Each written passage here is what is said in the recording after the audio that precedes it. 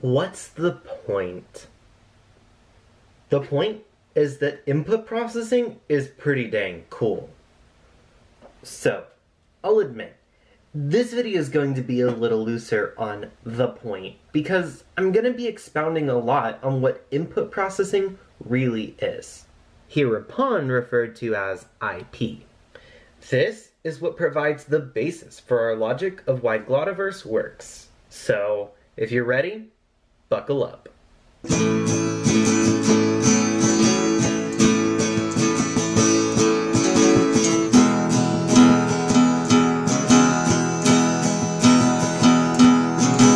Now, I've explained that IP was developed by VP. If you don't know who that is, I'm going to recommend that you go back to see my other video on We Aren't Mechanical. First and foremost, I want everyone to realize that this is a theory. This means that there is an idea about everything that goes on, but doesn't necessarily have evidence supporting it all. Rather, taking observations that have been gathered, a theory is devised that seeks to explain what hasn't had evidence yet. For example, I'm fairly certain that gravity is still a theory, so rather than having definitive evidence defining each feature of gravity, we take certain observations and build a theory from those. So, while IP may only be a theory, it's not something we should just push to the side. Now, what is it?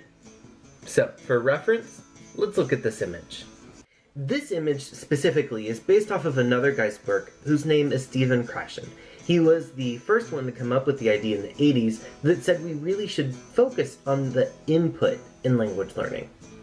Input is defined as everything that is presented to the language system.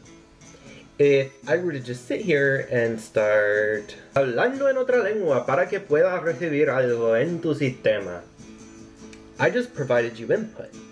Output is defined as anything that comes out of your mouth. Or if you use sign language, it's the hand signs that you make.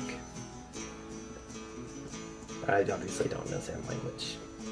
This, however, is not to be confused with things like gestures, because while that's communication, it isn't language and doesn't fit so explicitly here in this model.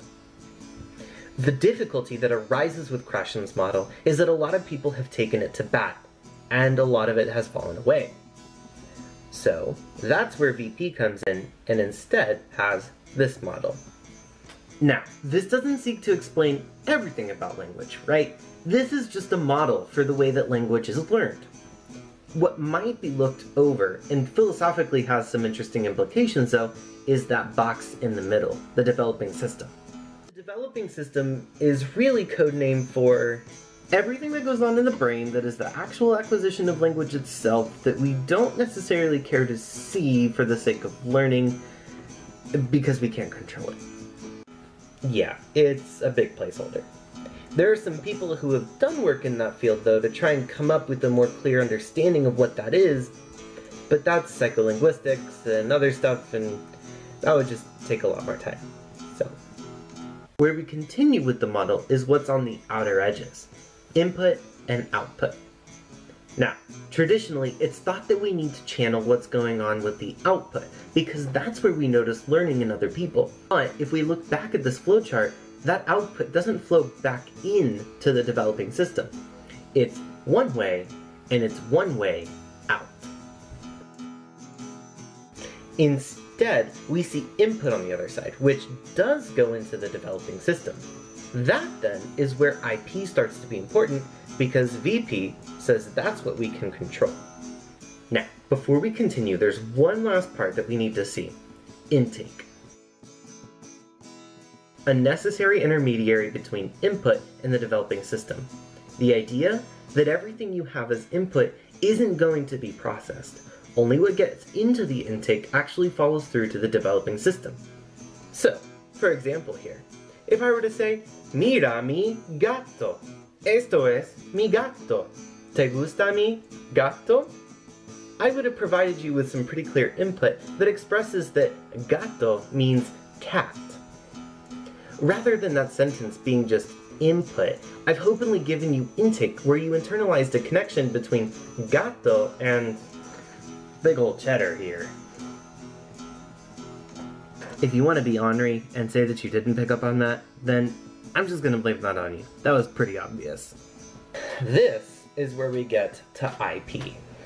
The goal of IP is to mediate what happens between input and intake so that the right kinds of things get through, or so that targeted acquisition can occur. I've mentioned before that VP uses IP to develop processing instruction, and this is why it's been a good teaching method. Processing instruction asks the question, what needs to be modified in the input to get information through intake to the developing system? In general, the answer to that question is meaningfulness. If the input being received is full of meaning, then the receiver will get all of those words, or even if it's a language learner, the receiver will get some aspect of that meaningfulness passed on to the developing system. This has a lot of implication when it comes to learning verb terms and the like. Remember that? Doesn't work here. Now, for Glottoverse, we've taken the overall concept that meaningful input needs to be provided. So we're doing our best to construct a whole learning environment that supports the most meaningful input possible. So that was a lot. I knew though that some of you were dying to know about it, so I made the video for you. If you like what you heard about here, then make sure to tell me about it and hit subscribe. Also, don't forget to follow my adventures on Facebook and Twitter with Glottoverse.